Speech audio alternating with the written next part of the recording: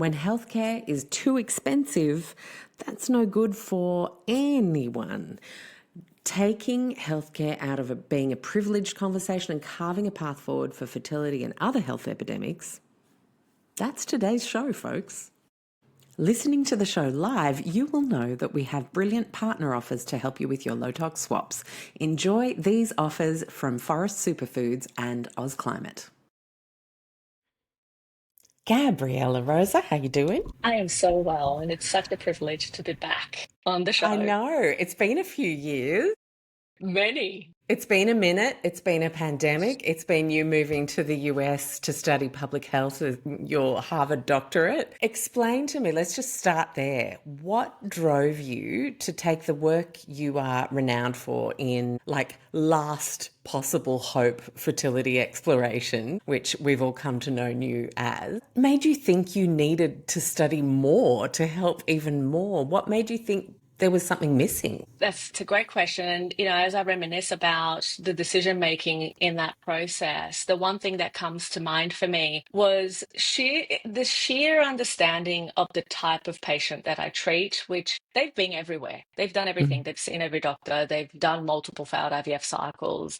They feel broken in some ways, and yet they feel like they're not done, and yet they feel like there is still something that they can do more about. And I realized over the years in treating, I've been doing this work now since 2001, so it's been quite a few years. And in the beginning, I was treating people at the early stages of their fertility journey, and about 10 years into what I was doing, I shifted all of a sudden through different people that came to me and their different needs. It became such that I started seeing people that had gone through the system. They had gone through the standard therapy mode, and they've done multiple IVF cycles that didn't work. And one person in particular that changed that whole trajectory for me, she came to me referred by someone who I knew, and we had a common acquaintance. And she said, I really want to come to you so that you can help me prepare for my next IVF cycle. I've been trying for 10 years and nothing has worked, and I'm about to give up. I don't want to continue doing this for many more years. She was 40 at the time. And I was really unsure that I could actually help her at all. I was like, I don't really know that what I do is going to be enough to transform that history, that 10 years of infertility and multiple failed IVF cycles. So I told her so, and she didn't take no for an answer. She was like, well, actually, you do need to help me, because if I'm not healthier and I'm just going to give up anyway, I just want to be healthier. And I'm like, you make a good point. So let's go. And we did what we did. And she actually ended up conceiving naturally after all of that long-standing history.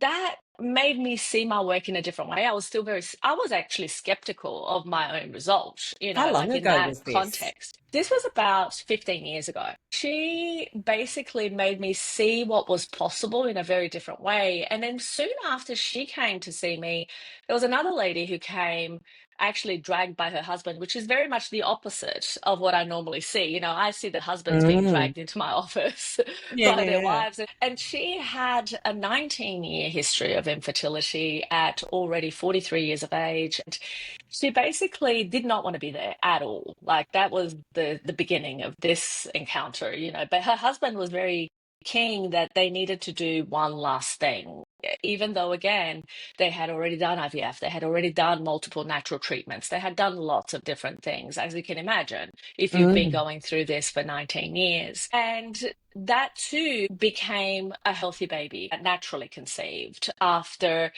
all that hadn't worked. And it was at that point, that was a real pivot point. That was the point where I went into myself and really thought, maybe there is something else here. Maybe there is more. And through different conversations with different people, and I remember having a very also pivotal moment in a conversation with an IVF doctor who was asking me all sorts of questions about, so what is it that you do and how do you do it and what are the results that you get? And, those stories by then had multiplied, and there were many different circumstances and couples that had been through all sorts of unimaginable circumstances that then went on to conceive either naturally or again via IVF in a much better way, when previously they hadn't had the result. And this man turns around to me and says, I don't know, you really shouldn't oversell this. And I'm like, what am I There's that hearing this? scientific inquiry we know and love. Yeah. Oh my God. I thought in that moment, first I was dumbfounded. I was like, Mm, what? Then I was like silently, and I could feel my blood boil, like I could mm. literally feel myself going, hang on a second, did I just hear this after Well, all yeah, these you're not the years? first woman in science to be told, don't be too successful now, don't have too many good Precisely. results. Yeah. And I was like, I really couldn't.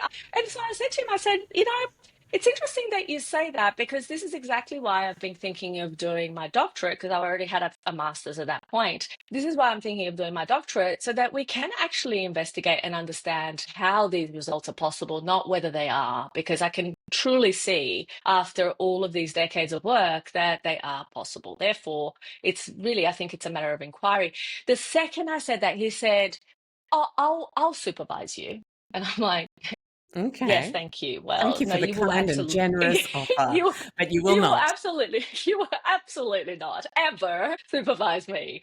And so, because obviously, what does that mean? That means, that sounds so interesting that I actually want to understand what it is that you're doing. And I'm Mm, thinking, really, after you've undermined what it is that we're doing? But anyway, so that's kind of how the journey started. And what was interesting about that for me was that was the moment that took me to Harvard. mm. Because in that conversation, he left my office and he was having this conversation with me in my office, right? So this wasn't, Wow. like me going to him. And so he left my office, and immediately I texted a friend and I said, I need to draft and craft a PhD question because I'm going to apply for my PhD. What resources do you have to help me? And she was a professor of medicine in a school in Brazil, actually. And so she sent me some papers and she sent me some things. And I literally, in that moment, like started to research and stumbled upon this program at Harvard that I thought, you know what? That's it. That's where I'm going to do it. And so that process began, and that was, gosh, what, about 7 years ago now. But it really opened my eyes in so many ways. And of course, then I graduated from my master's in public health at Harvard, and I'm currently doing my doctorate in public health there. So I think that the moment where I realized that, okay, I really want to contribute to the world in a much bigger way, because I didn't feel right about the fact that this knowledge and this access to information and results and resources was constricted to such a small percentage of people and a very privileged Mm. percentage of the We share a population. passion for de-escalating this whole it's a privilege to be A hundred healthy percent, a thing. hundred Yeah. percent, and also a privilege to actually access solutions to do what your Mm, body should naturally do. And so I decided public health was the reason, or was one of the paths to be able to actually do that, so that we could have a situation where when you are experiencing difficulty conceiving, your only recourse is not just going to your GP for a referral to an IVF doctor, but really to mm, understand what else can be done. What else do I need to do? What else do I need to understand about my body? What else do I need to understand about how I can help myself in this process? And also, not to be only restricted to one way of thinking about this problem, because if we think about what fertility and fertility medicalization is all about, it's like there's only one way. And that mm. way usually is when things haven't gone being straightforward. Yeah. That's the thing that ends up happening, is that, the majority of the population conceives within 3 conception attempts. Like literally, Mm, it's have sex, get pregnant, have a baby, done. We're no longer having this conversation. When we're mm. still having this conversation, it's usually because there are minor factors or areas within the system and the body, and perhaps even the constricted system within a couple, that is not quite working as effectively as it needs to, either through exposures, through different aspects of biochemistry within one's body, or even within that couple's kind of bringing together of Exchange. genes Yep. that's not Hmm. quite exactly, that's Mm. not quite getting us the results that we are looking for. And the aspect there that really comes to the fore is that for most people who have gotten to the 12 months, if we know that, again, it's almost 90% of the population will conceive within 3 conception attempts, When you get to 12 months, it's because there is already a problem that Mm, perhaps hasn't been addressed, hasn't been understood, hasn't been found, but that simply going to a GP and getting a referral to an IVF doctor isn't leveraging, removing the obstacles to mm, optimum fertility for that person or that couple in question. And so that was the thing that I really could see, and I still really feel extremely passionate about, which is, how about we insert in the very beginning of that healthcare journey a process that educates and guides and supports couples through really understanding their body and how to remove the obstacles to optimum fertility so that they can have the opportunity to be as mm, healthy as possible and as fertile as possible before the medical processes begin, because it is not enough to be diagnosed with unexplained mm, reproductive difficulties, whether it's infertility, miscarriage, failed treatments. When you don't have an understanding of why these things are occurring, they are most likely recurring. And so what ends up happening for most couples in that situation is that they won't go through one IVF cycle. On average, in the United States, there was a study that was published in Human Reproduction, and it was the assessment of 178,000 IVF cycles. And what that study demonstrated is that on average, in order to have close to an 80% live birth rate, a couple needed 8 IVF cycles. 8.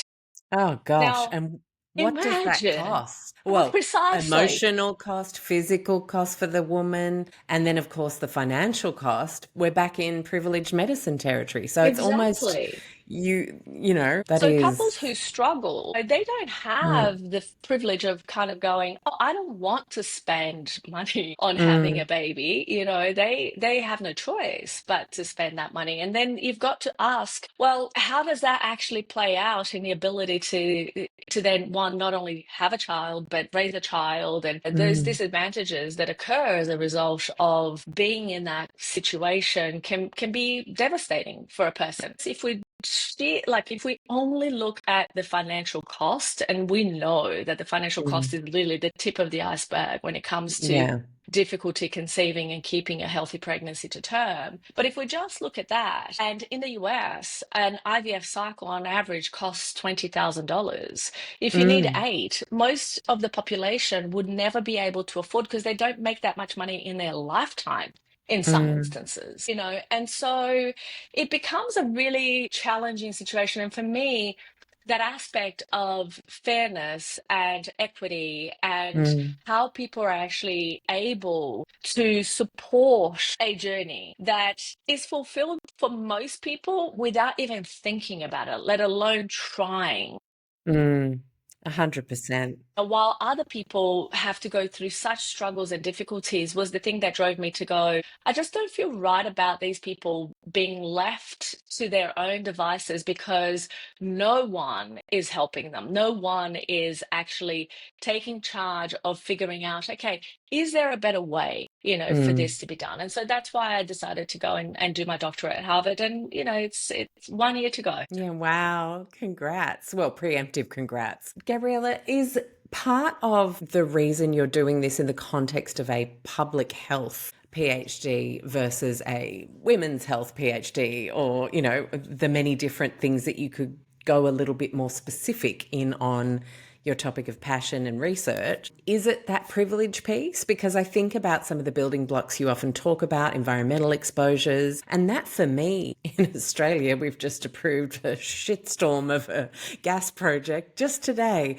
as we record this. In the US, there's all these environmental rollbacks happening every day, more and more food deserts, both here and in the US. In a lot of Mhm. countries, we're seeing a growth in this, and therefore that plays into an even greater disparity, and it's a public health crisis, because if you can't remove the exposures because it's not your fault that you live near a factory or have lead in your pipes or all the things of PFAS in the water, or if you can't get to fresh food because it would take you driving across 3 highways, and by the way, your family hasn't had a car for 3 generations because of intergenerational poverty, like these are really big things. And I know a lot of people that listen to this podcast and others are in an extremely privileged position, even if it feels tough sometimes. Like, I'm someone who's Mm. had mold illness on and off for a decade and moved 15 times in 15 years. Like, we've all got hardship. Like, I'm not saying everyone here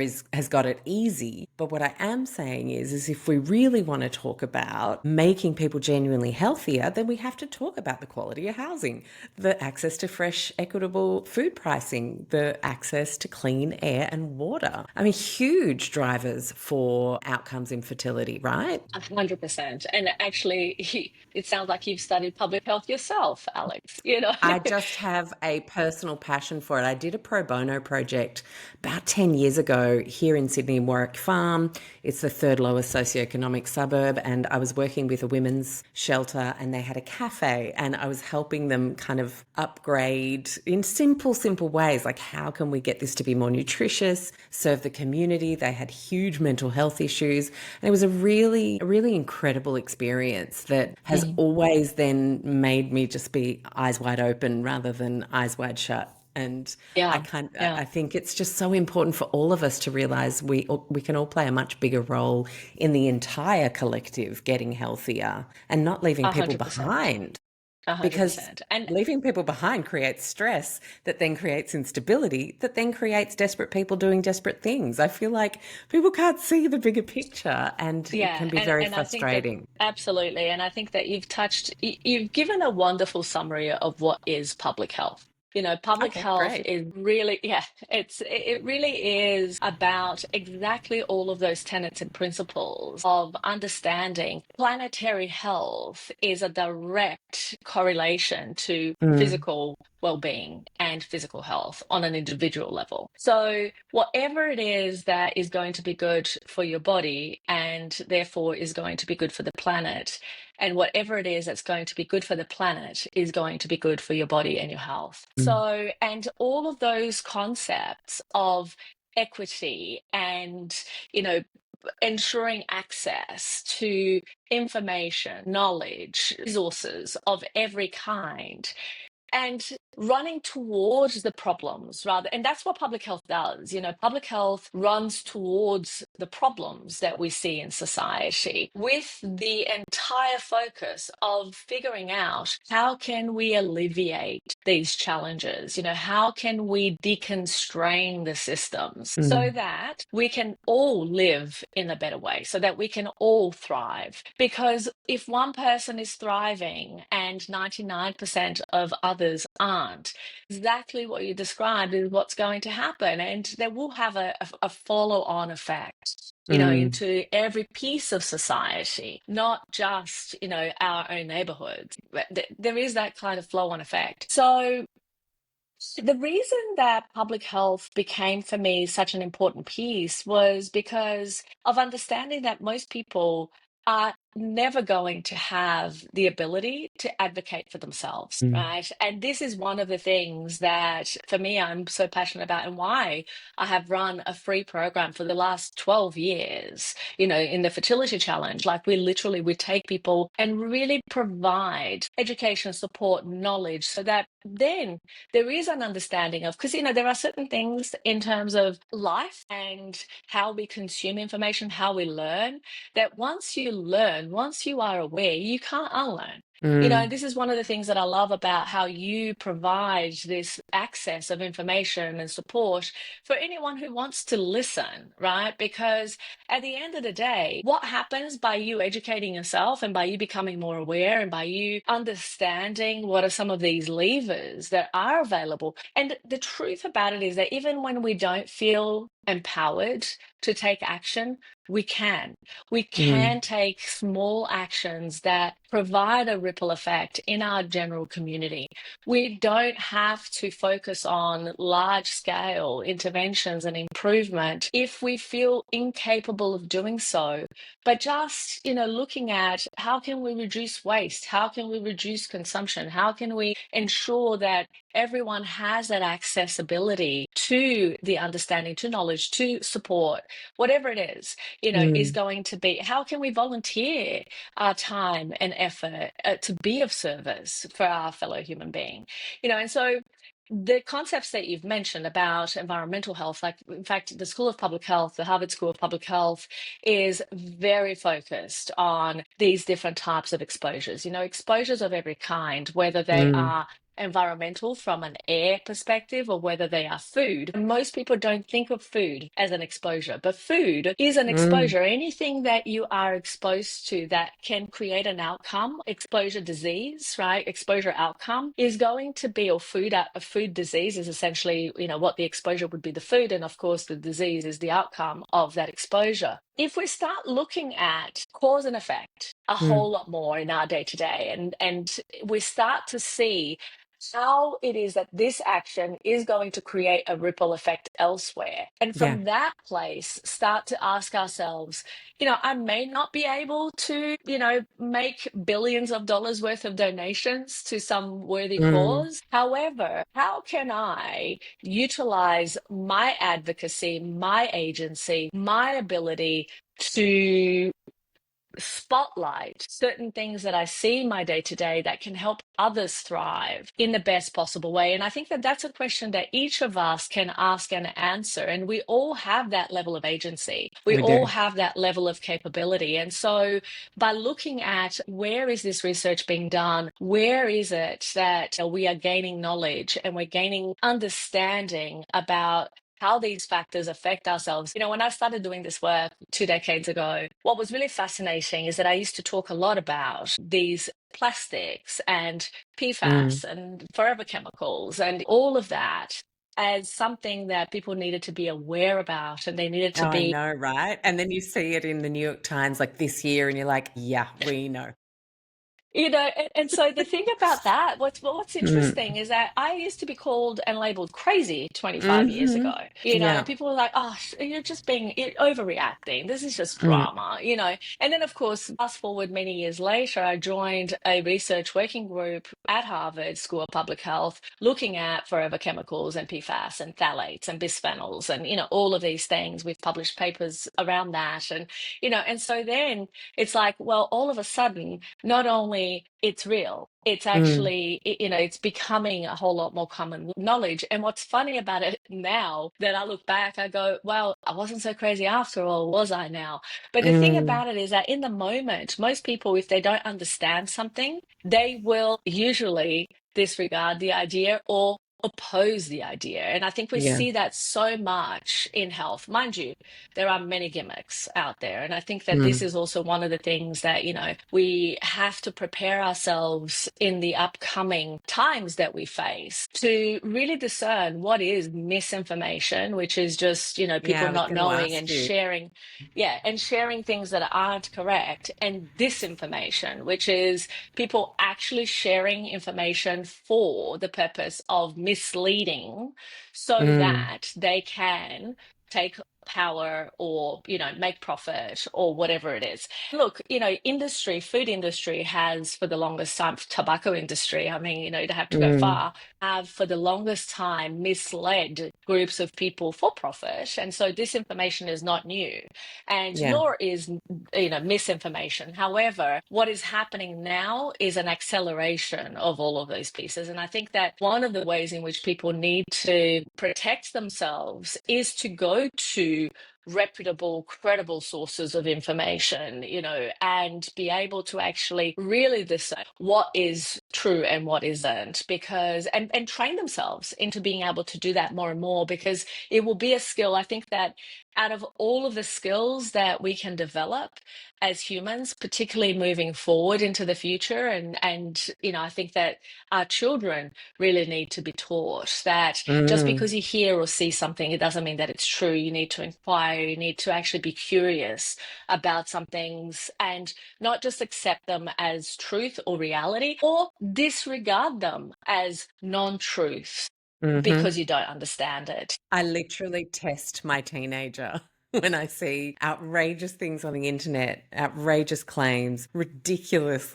sounding kind of shares. And I'm like, Okay, this would be a really good one for Seb to work on. So, and then I'll say, okay, you go find out. How would you find out if this is true? And we have a bit of a chat about it. And then we discuss some long form options on what to type into two different types of search engines so that it's not all in one search. You know, we keep, and he's like, this is so boring the first time, second time. But now he's like a detective and Yeah.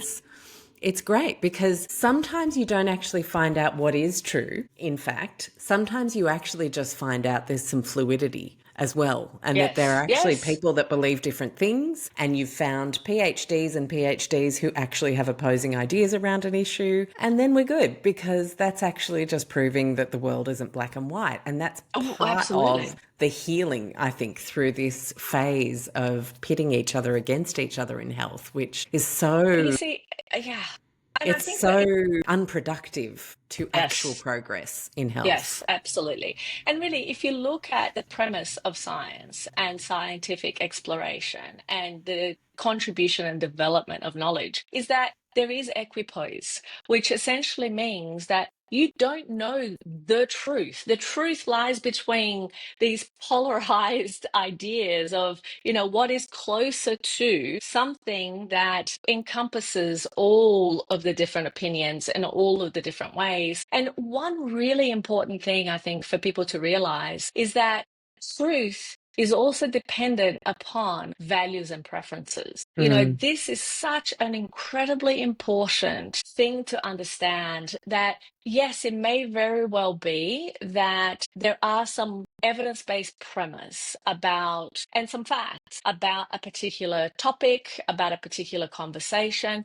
However, in 8 billion people around the world, you are going to have people who prefer to live by the mountains and people mm, who prefer to live in a buzzing, out of control city environment mm, because they prefer it for mm, various other reasons that may or may not, be preferred by majority of people. Some people obviously find themselves in circumstantial situations. And I think that this is such an important piece that I'm so passionate about when people think that they don't have a choice about mm, something. Because as much as it is true, right, that some people don't have knowledge, some people don't have access, some people don't have the financial ability to make certain types of decisions, we all have the ability to make choices based on our preferences and values.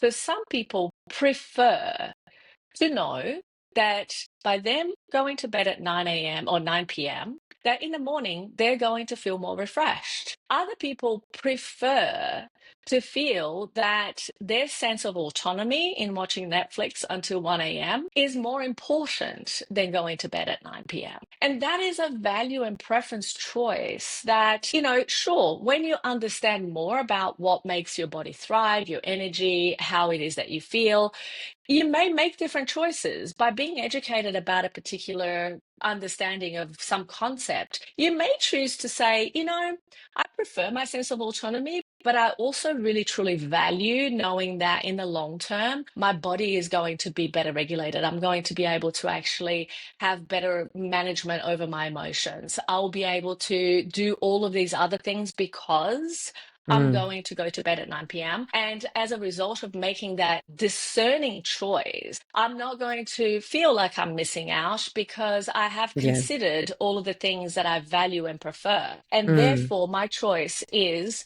of going to bed at 9 p.m. because I value waking up feeling refreshed at 5 a.m. more than I value watching a show on TV. But mm, again, you can't say that that is right for every single human being. Some people mm. are going to have to grow into a different idea.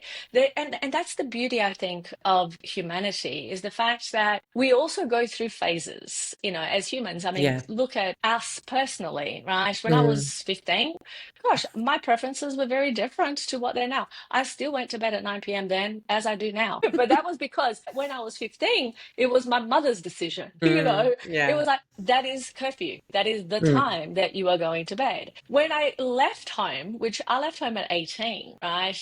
I still chose to actually go to bed at 9. I don't know why, but I just decided that actually I feel better that way. I don't really want to be up until 1 o'clock in the morning. And Mm. so that has been a choice that from being imposed, I learned more about it. I understood more about it. And then I chose to actually take it as my own and continue it, for myself in my life. But But I something think about the way your mum raised you allowed you to believe that ultimately you did have a choice, 100%. And also I right? think Because that, that part's as you important. and as we grow as Mm, humans, right, mm, in our lives, whether you're 55, whether you are 30, whether you are 15, you know, as we grow in that continuum, we will learn certain things. We will develop a level of self awareness that enables us to discern. And I think that that's one of the most beautiful things about getting older.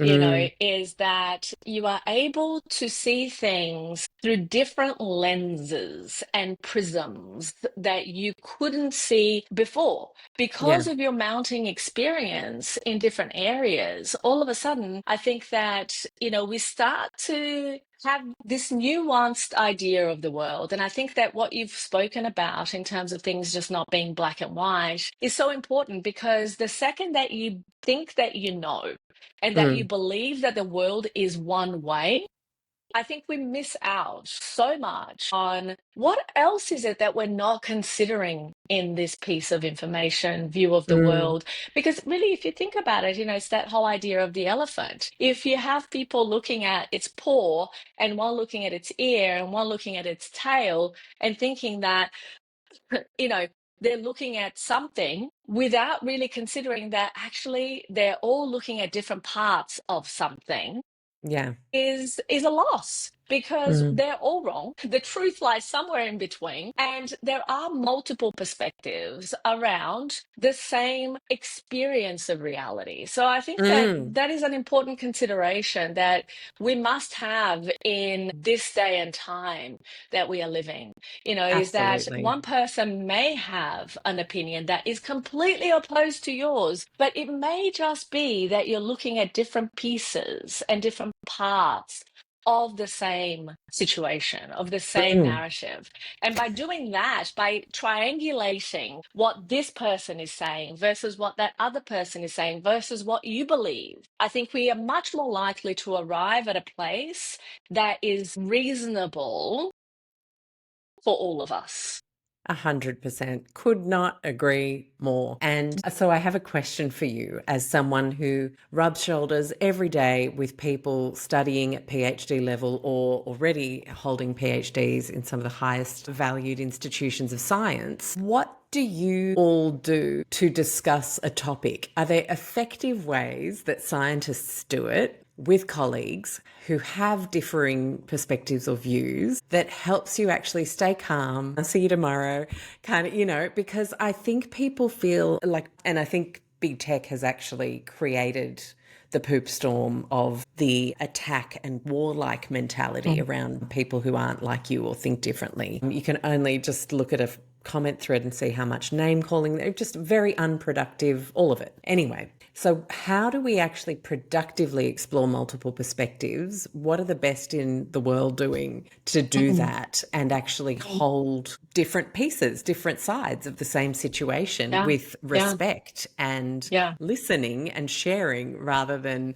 takedowns and shutdowns and name calling and storming off and still no one moves forward? Yeah, absolutely. I think that's a brilliant question. This happens in science to a certain degree as well. Okay, Mm, I'll start by saying that scientists are not perfect; they're human, mm, and there is a level at which there is this human need to come out on top.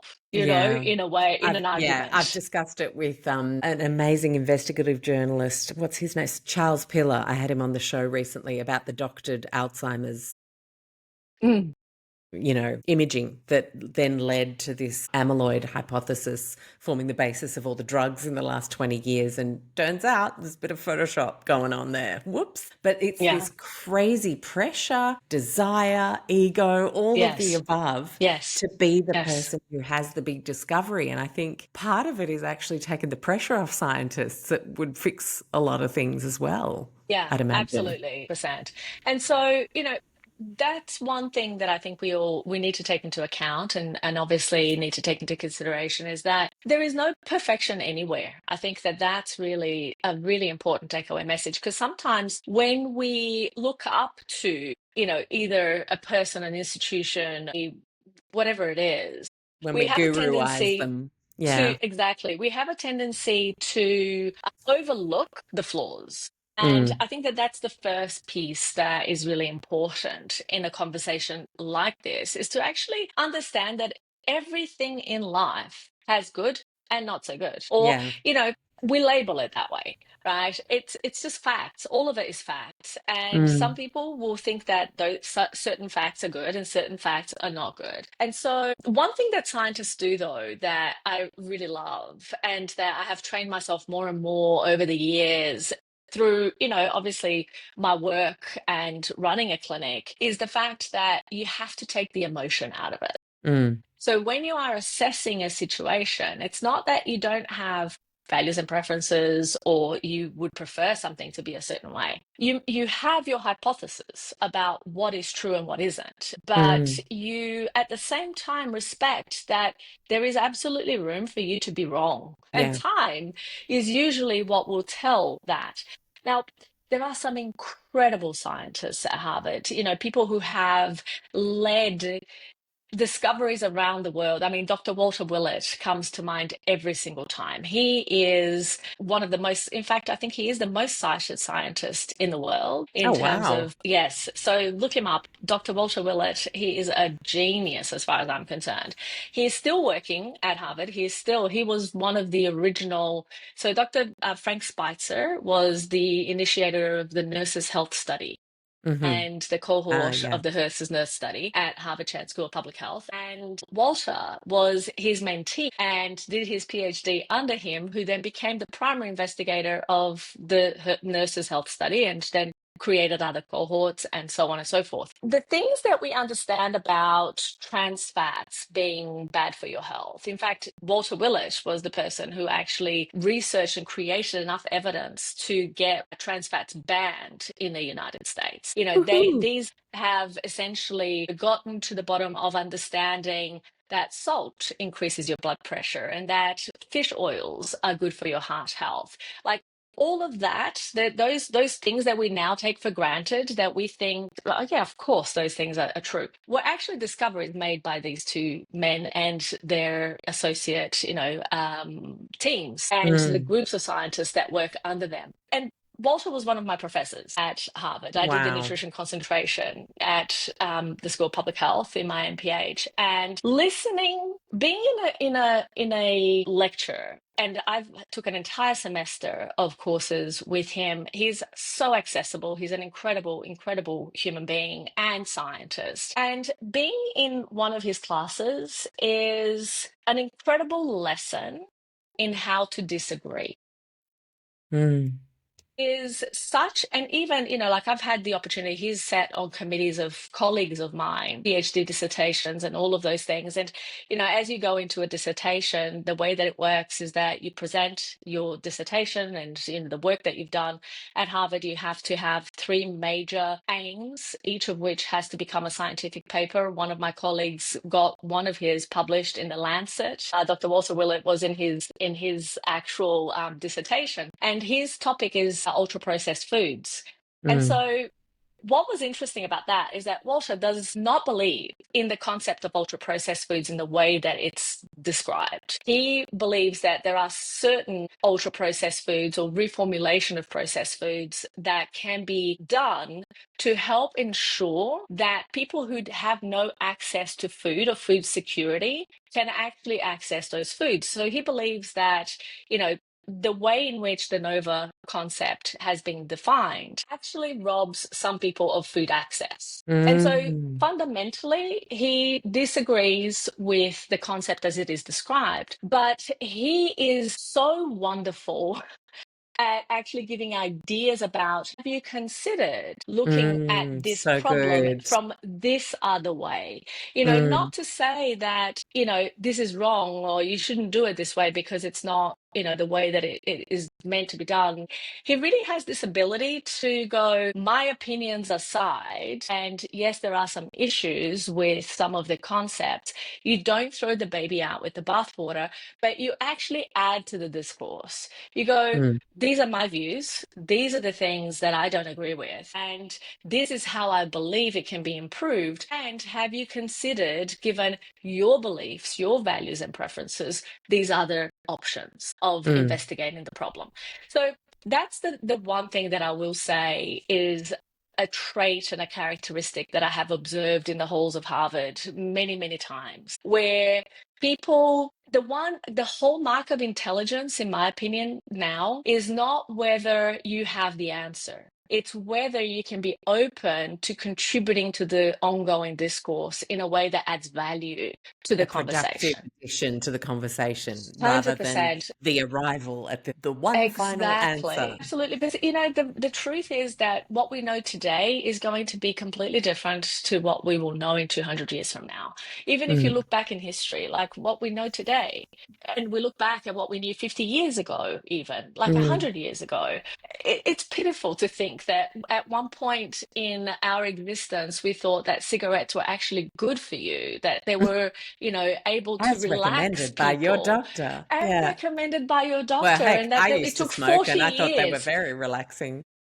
So, this is the thing. So it took 40 years to actually have conclusive evidence that Mm, actually cigarettes kill you. mm, So imagine if that is the level of speed at which, knowledge builds. We have to come to terms with the fact that we know nothing and that mm. everything we know can actually be overthrown tomorrow. And that the best we can do is make good documentation about what is known today so that we can build upon that knowledge and grow with what is understood and discovered. Again, the analogy of the elephant. Yeah. If we are looking at its paw and we think that this is the truth of this thing, right, this being, Mm. this is the entirety of this conversation, that paw, well, we are going to soon enough discover that Got to get that hit is in the not face with the exactly trunk. true. Yeah.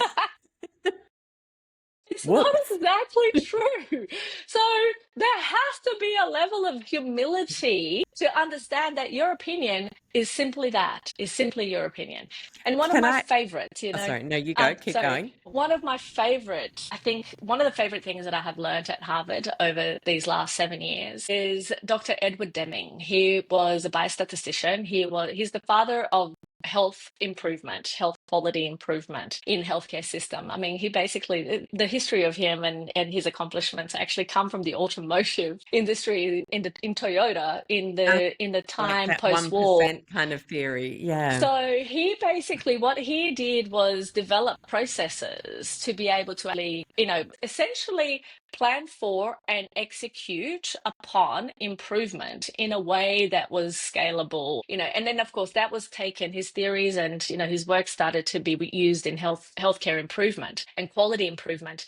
But he says this, he says, in God we trust, everyone else must bring data, so there Mm. is that understanding as well. And the other saying of his that I really love is that your opinion, without data, you're just another person with an opinion. And that is something that every single Kind of day, like the Joe Rogan podcast. Whoops. Didn't say that out loud. But kind it's of like true. lots There's of things just that we see in the so world, many opinions being floated so around, many opinions. Oh my God. unsubstantiated and uncontested. And I think it's one of the reasons I always make sure I have true experts on the show because, sure, I can have my opinions and ideas as an interviewer and a podcaster and a publisher, but I wouldn't want anyone to, trust me, say, on, I don't know, gosh, like any, like climate change, let's say. I could have my ideas, I could have my Yeah. political preferences in terms of who's going to move the needle further, but then I would invite Professor Matt England onto the show to really explain in great detail how many scientists are living, and I just think we Yeah. really need to remember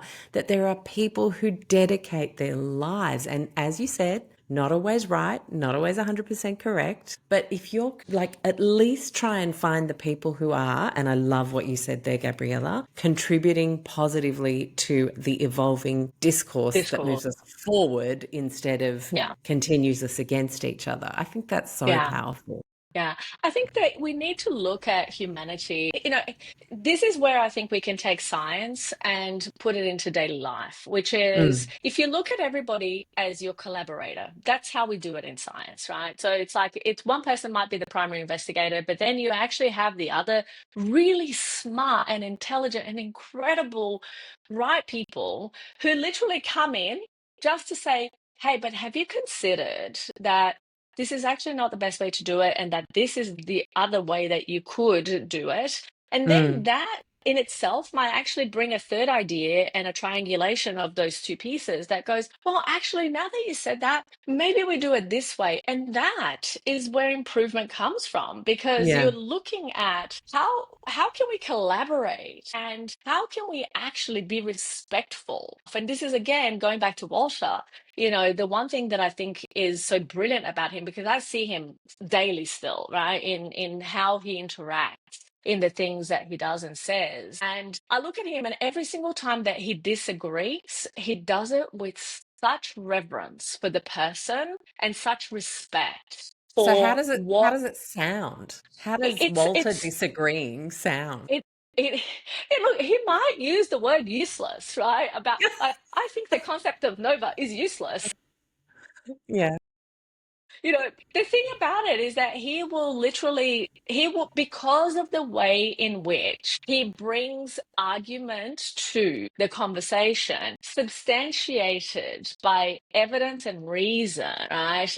And he's not personal. Typically, this is the one thing that he does that I think is really wonderful. Is that he will not personalize his feedback to the individual. He will Mm, literally look at it on the merit of facts, right? So it's like literally looking at a situation and going, look, this is essentially what's happening here. And for example, in the concept of ultra processed foods, where his whole research is about, access to food security and how is it that we can actually ensure that we have, yes, healthy quality, and planetary health is his passion. mm, And so basically, how do we actually interact with our environment so that we are taking care of the environment through food processes and agriculture and, like all of the mm, different ways in which food is processed and created. But it's actually looking at the merit of the conversation and the discussion, as opposed to actually going, you're wrong and this is a terrible thing, and end of argument because I said. So mm. it's often he will invite questions. Tell me, why do you feel that this is, the way to go about How this? did you And arrive there? exactly. And that conversation I find is usually so helpful, because what it will do, it will force the other person to actually make sense of why do they think that that's a pull, or why do they think Mm, that that is the entire story, or why do they think that that is going to be the best way to move forward and to approach the issue. In understanding where that person is coming from, all of a sudden you can also understand, and it's kind of strategic in a way, you can also understand what are the lenses from which they are actually viewing the issue. Because if you mm. don't understand how somebody has arrived at the conclusion, you might actually come at it from a completely different way. They might have been thinking something that you didn't even consider. Yeah. And so asking those questions and having those conversations in a way that, one, you are removing the emotion out of the conversation, you're not personalizing that conversation, and you're looking at as many facts as possible.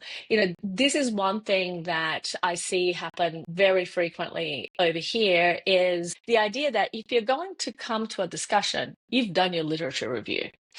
You Mm. know, you know what the pro arguments are, you know what the against arguments are, you understand the level of uncertainty and the level of nuance, and you are prepared for that discussion. And I think that that's something that we could all learn from, We really to could. educate yourself on the pros, the cons, the places where there is uncertainty, because there will always be uncertainty. And so the one thing that I often note when people are making decisive, proclamations about something is that they don't actually understand the problem. Agree. I find that too. And I think it's just so important for us to hold ourselves to account. We are the start Mm. of the change.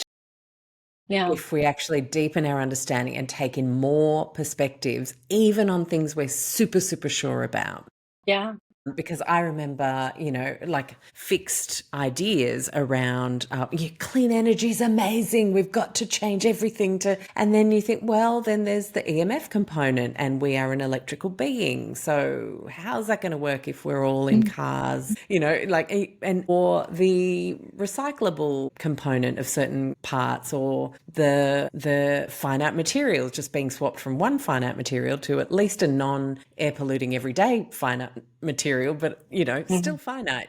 And so Yeah. again, there it's like, no, I want more answers. I want better thinking. And I think what we need is more people coming across aisles, across political Yes. divides. And I think some of us are old enough to remember a time where bipartisan was pretty freaking common in And I politics. think 100%. And I think, one of the things that you've mentioned that is so valuable in this understanding of how to disagree Mm, and how to argue is that you being in solely in conversations with people who agree with your own ideas and your mm, right in your mind, quote unquote, ideas is the surefire way to be very lacking mm, in being able to contribute to a greater problem and to collaborate as a mm, human in society. Because what happens is if you don't actually go and seek out, and this is, going back full circle onto the idea of public health, it's actually about looking at where are the problems and really understanding the problem. That's the first step of mm. really kind of making any recommendations for And what to do differently. do you think in that we should concern ourselves with less problems in general so that we can actually deeply understand ones that we have a really good think about, like what are just one or two problems and issues that matter to me You know, deeply, I to become think that better versed in discussing them? Because I think, in this headline culture, I worry that too many people are concerned with too many different things, and therefore we can't actually go deep and wide half the yeah, time yeah. because no one's got the time because we're trying to learn everything. It's like a I catch. think that question is, yeah, I think that that is, I'm a biased person to answer that question. And the reason Okay. that I am is because I have spent 25 years working on the same problem. So, Mm, and I only focus and work on one problem. And that really is the understanding of how can we move this aspect forward for people who struggle. So I really truly I believe in mastery, and I mm, believe in you really becoming very well versed at one thing, because at the end of the day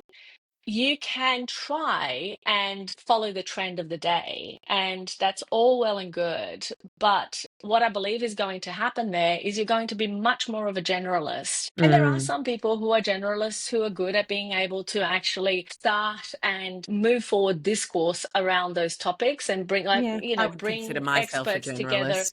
Exactly. Bring experts together, which I think there's so much value to that, Mm, because what ends up happening is that you actually are able to connect lots of people. And this is essentially the thing that I was going to say.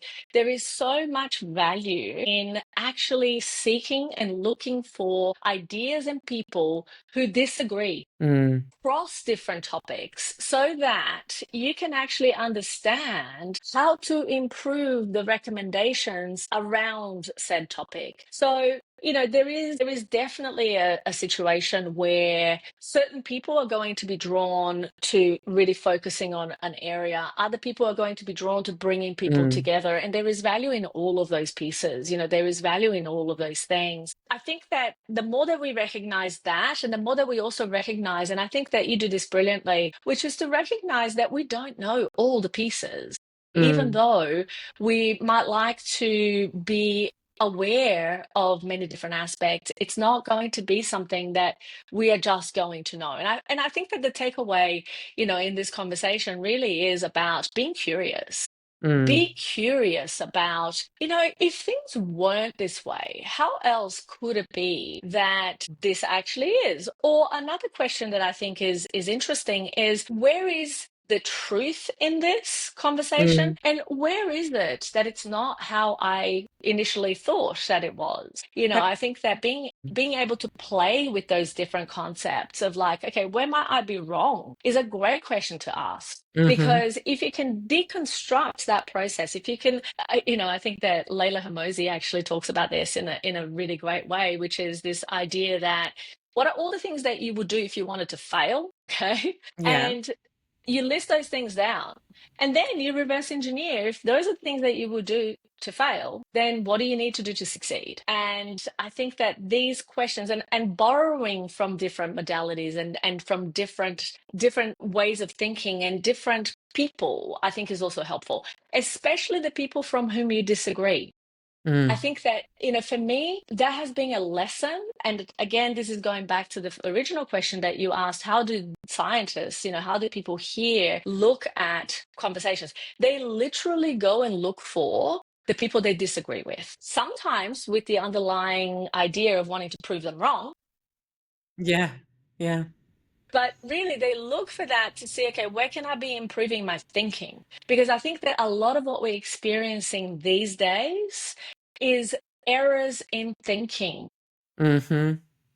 Errors in thinking. We believe what we think, and we think what we think is true. And so we all of a sudden have injected error in our own Mm. level of thinking, because we're not querying, inquiring, being curious about what else could be true, what else Yeah, we actually we is love and true. are addicted to, thanks to the old lizard brain still kicking around, safety. And if I Yeah. just find my And camp, join certainty. my tribe, be certain altogether of this thing, and fight anyone who disagrees I'll with be us, like safe. it is a story from the beginning of time. And I think Yeah. our Yeah. evolution 2.0 existence is, if we have a chance, is going to actually recognize that, be aware of that, and actually depart from that, Yeah. because Yeah. it's You actually know, starting to hurt us. Yeah, 100%. And one thing that I have come to, like in the last several years, that I find myself doing more and more is literally looking at, okay,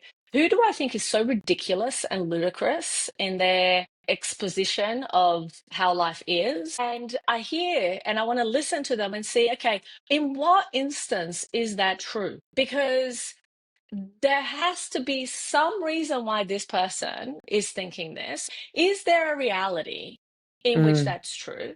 And it doesn't mean that I'm going to take that on as my own belief, but it helps me to understand where another person's coming from. And having taken negotiation classes at Harvard Kennedy School, a government school of government, and at Harvard, I can tell you, yeah. and frontline negotiations, in public health is a huge thing, because as you can imagine, Mm, frontline negotiations in healthcare happen all day long. mm, So, having taken classes there and having learned about, okay, well, how do you actually negotiate an outcome in the best possible way for all concerned?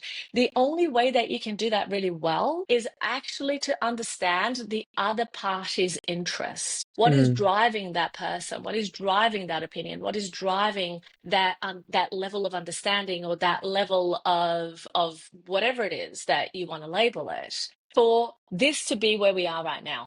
And when we understand the interests, in fact, a couple of the professors from those schools have written a book. It's an amazing book. It's a classic. It's been around forever. It's called Getting to Yes. Getting to Mm, Yes is actually one of the syllabus books that we read in frontline negotiations, and it's actually from the professors at Kennedy School. But the thing about it is that we can apply that in our daily life. You can apply that with your teenager.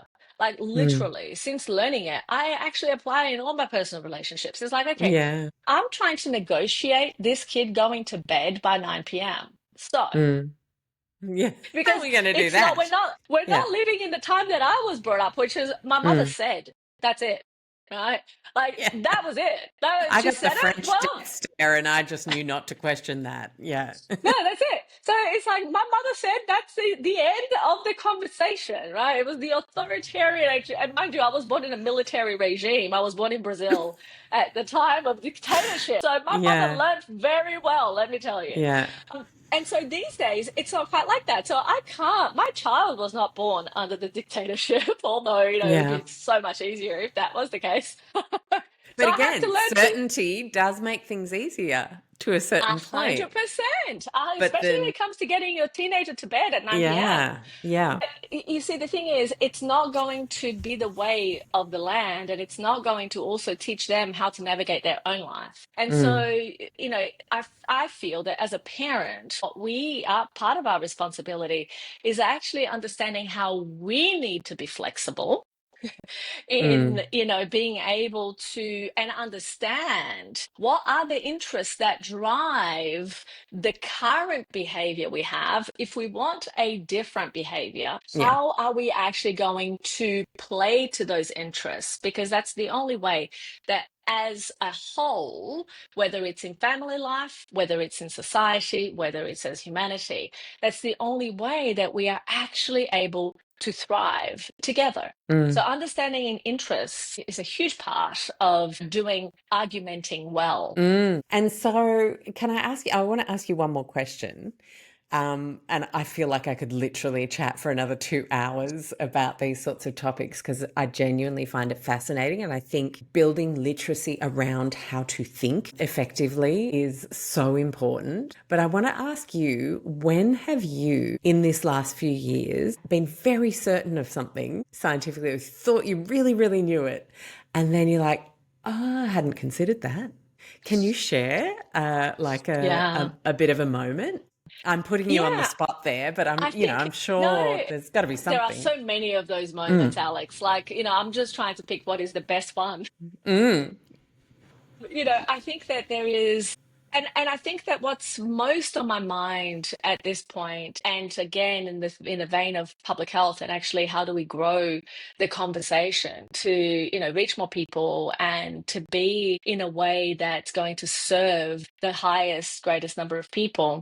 It is actually in the day-to-day choices that we make about how we serve. That has been for me because I have a team of over 30 staff. And so basically what happens is that doing a doctorate and studying for the last 7 years has meant that I've had to grow my leadership ability as well, mm, right? In a big way. And so there have been assumptions that I've made over the last 7 years that have turned out to be completely and entirely wrong, about capability and how people actually respond to certain things in different ways. mm, So the things that I have learned is, and one of the things that I was so certain about was in terms of process, right? That the way that we do something is the best way to do it. And mm, it turned out to be completely wrong in many instances. And so what then drove me to kind of really want to explore that even further is actually Deming's work, because he talks about this process. It's called PDSA cycles. And in fact,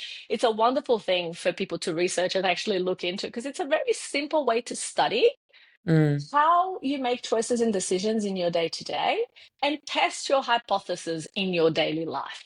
right? Because Oh, you might think that, yes. So, you basically, PDSA stands for plan, do, study, act. And essentially, there is a process. And if you go to Google, if you go to ChatGPT and you say, teach me how to do a PDSA cycle, it will actually show you exactly how you do it. And you can actually do that for several different things in your life. That's actually one of the ways in which you can conduct scientific experiments in your own life and get to closer to the right answer of what it is that you're going to do. And so for me, one of the things that has really come to the fore is the idea that I don't know mm, first, and that it's if I make a decision based on what I think or my gut reaction, no matter how long I have done what it is that I have done, and no matter how much success I've had in the past about doing it, if I make a gut reaction decision or an emotional decision, I will most likely be wrong. mm. And that has happened several times in the last few years. Yeah, I had a brilliant author, Hrund, the Insae book on Icelandic intuition and how intuition and really leaning into and feeling the expanse of something before you act is very different to gut and knee jerk and emotional responses. A And hundred yeah, percent. so it really And so, resonates. yeah. And so that is the one thing that I learned. And then I actually came back to, so how do I do this differently? And of course, I had learned this in quality improvement, healthcare Mm, quality improvement classes mm. about PDSA cycles. And I thought, you know what? I'm just going to start PDSA cycling my whole life. So let's go. So Okay, I'm now, intrigued. I'm totally going to try it. yeah. And so now I literally go, okay, Gabriella, don't think you know, go study it. And then Mm. come back to to where it is that you're actually making a decision. And what has been wonderful about that is that I have been able to engage my entire team in running their own PDSA cycles within their roles and make them so much more effective because now they're not one relying on me to make decisions for them Waiting to be told what to do. or waiting to be told what to do. I've put together the process of this is how you run a PDSA cycle. Here's a template that you will fill out to be able to do it. You need to, and this is how we've actually done it. So I've created a template. I've given it to them. I said, okay, you have to be the person, you're the primary investigator. You're the person who's actually conducting the cycle. You have to have a sponsor for your PDSA cycle, and you have to have a peer reviewer. So the peer Mm. reviewer is the person who just like after you've worked with your sponsor, who's actually the person who's going to be directly guiding you. And this is wonderful for team members who are either earlier in the team journey, they haven't been there for a long time, they don't know culture yet, they don't know how we do things here. And so that sponsorship process really enables a much more senior person to work with a much younger kind of in the team person who and then come back to a really good place of being able to go, okay, this is my hypothesis, this is what I'm thinking that I will do. And the peer reviewer is the person who kind of is either me or somebody else that has an understanding of the whole piece. And we have literally saved so much waste in time, money, resources, all sorts of things from actually taking that PDSA style process into something Mm. that we do. We had been kind of grappling with a problem in one of our departments for literally for years, for like 5 years. Mm. And so all of a sudden I had enough. I was like, you know what? Go and do a PDSA cycle on this. I've given the template, use the template, go do it. So they come and present to me the PDSA cycle, plan. As they're presenting, I'm like asking questions. I'm like going, okay, so what made you decide to do this? And what made you decide to do that? And what made you decide to do that? And they're telling me, and I'm like, this entire thing is broken. Mm. It enabled all of us to see why that was the case. And it enabled, as a result of that, to understand that actually we needed to recreate an entire new process and system to be able Mm. to solve that problem that had been unsolved for like 5 years. So, Yeah. because we thought we knew what the solution was, And then you started right? asking questions of each other to reveal that actually, Exactly, hmm exactly. God, And it just that, feels like that is the big thread of the entire podcast, doesn't it? Yeah. We it's thought we incredible. knew. What questions have we not yet asked? And this, Alex, is exactly what I'm teaching my patients day to day, Mm, because they think they know what the path is forward because that's what they were told. But when they've gone through 20 failed IVF cycles, clearly there's something missing. Right? mm, Like it can't be what you think you know, can't be just a numbers game. Like you actually have to step back and go, right, let's ask all of the right questions and let's like ask even the wrong questions, but let's just ask so many questions that we can actually come to a potential solution from a different place, a different level of understanding, which is really what Einstein talks about, isn't it? It's the fact that mm. you can't come to a solution from the same level of thinking that created it. Yeah. And again, science coming back to instruct and really kind of help us understand that if we don't disagree, if we don't look for what's missing, if we don't look for the gaps and the places of opportunity, and if we don't know how to communicate that well, so that the other person is actually interested enough to be able to implement it, everyone loses.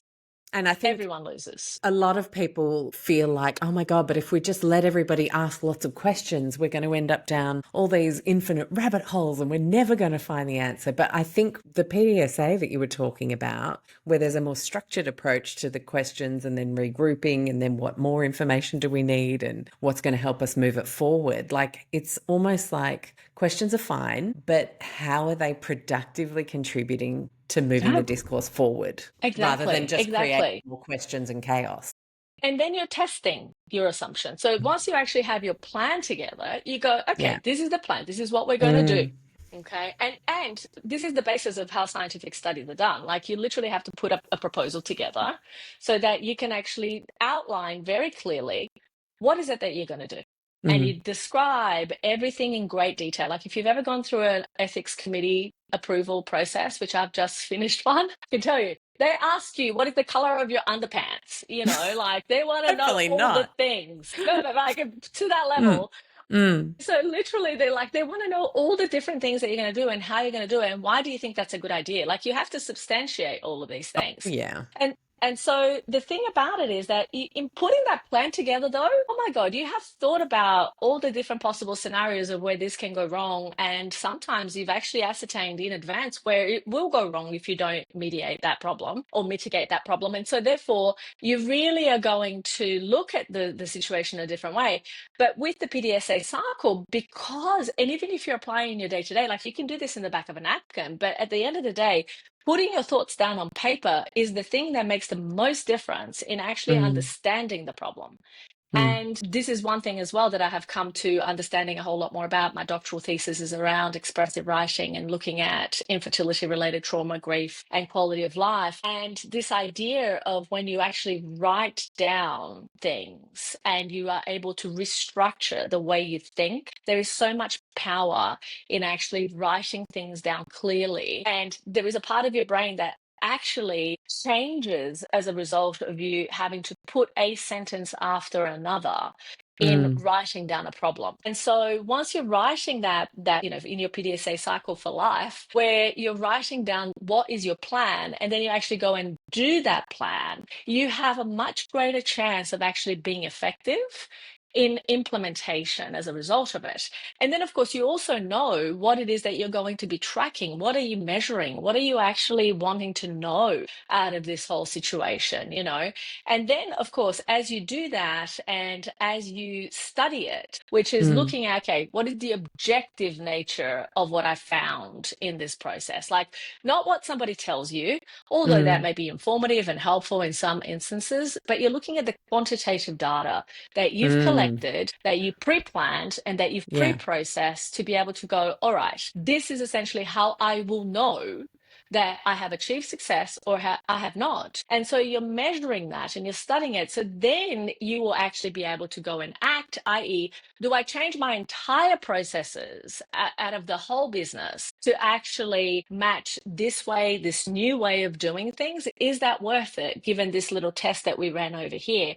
Is that going to be a change that's an improvement? Because in health quality improvement, what we understand is that not all change is an improvement. Mm, And so that is a crucial piece of a PDSA cycle, is actually understanding that, yes, you might change a process, and yes, it might look completely different, but is that different going to equate to an improvement in Mm. whatever it is that you wanted the improvement to be, whatever your hypothesis is going to be?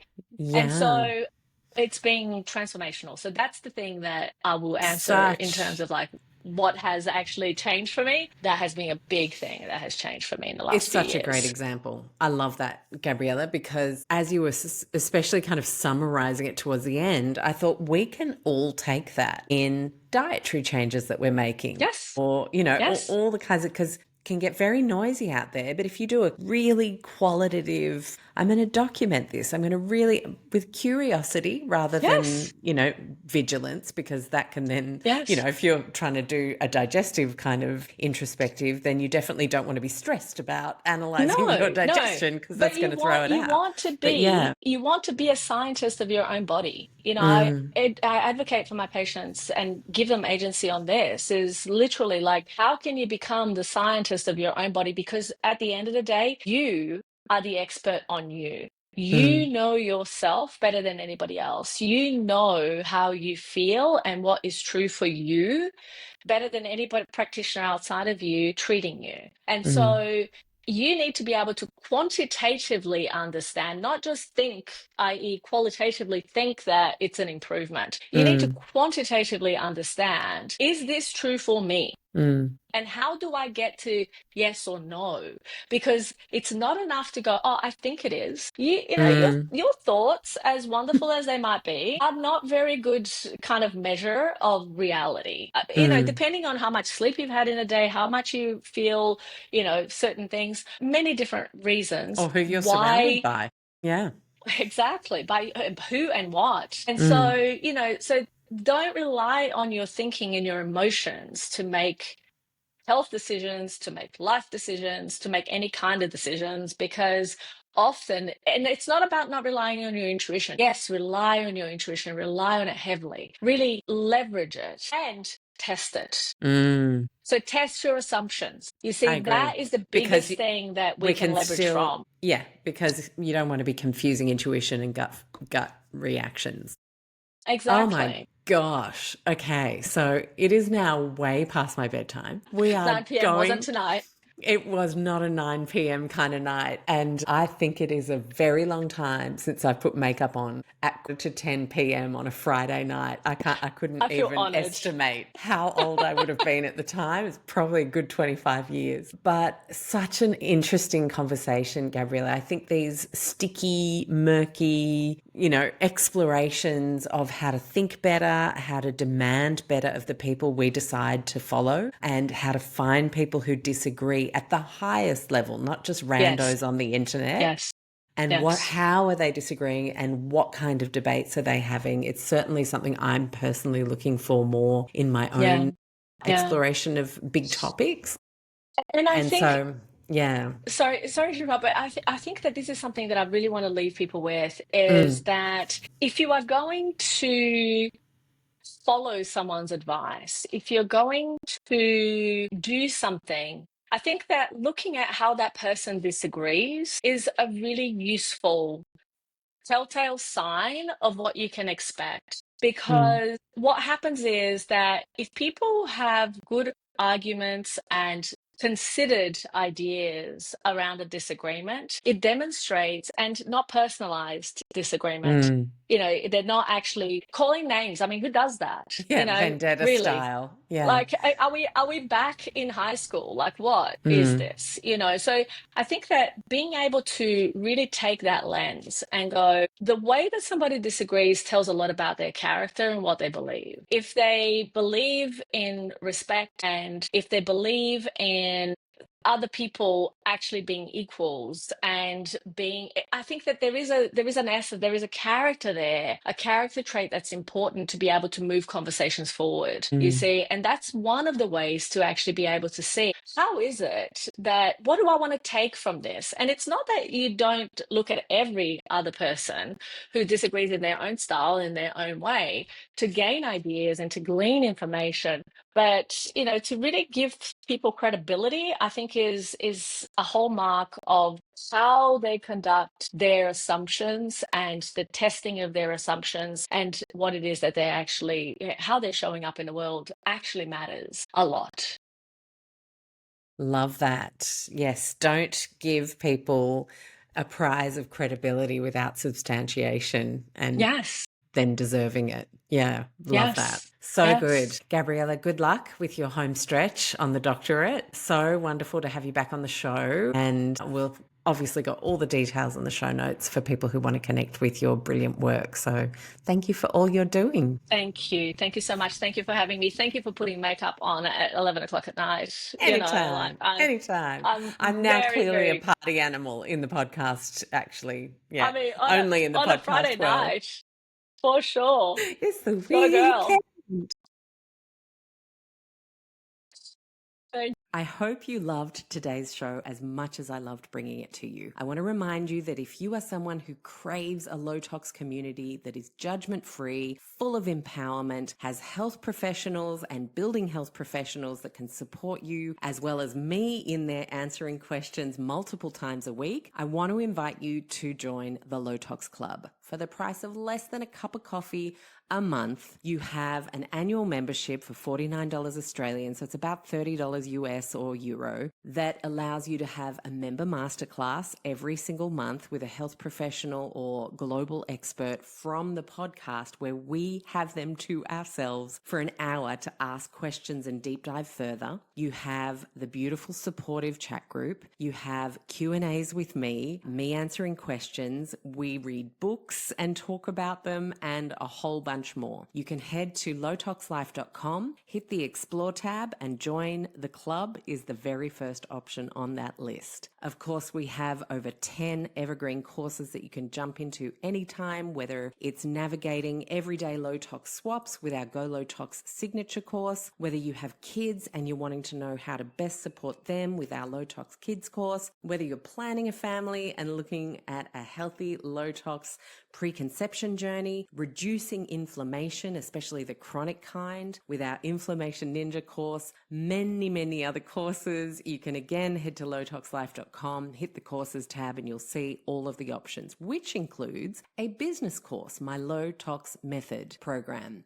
A lot of people don't know, but I was doing a lot before starting Low Tox Life in 2009, and I was a business consultant across hospitality, health, retail, and cosmetics. I have been in business consulting for a very long time, so I absolutely adore helping people move into the low tox space or develop their low tox businesses. So that's a way I can support you. And then, of course, there's our wonderful social media communities at Low Tox Life on Instagram, and of course, the website with over 250 gluten-free recipes, blogs, downloadable PDFs to help you navigate wanting to get rid of synthetic fragrances in your school or office. I could go on. So head to lowtoxlife.com, see what takes your interest or fancy, and thank you so much for being a part of our podcast community. I love reading your reviews. I appreciate every follow and subscribe, and I want to just remind you to finish off that if there's anything you heard that you found interesting from a medical or scientific perspective, it is intended as education only. Please always chat to a health professional who knows you and your situation best. I'll see you next week. Bye.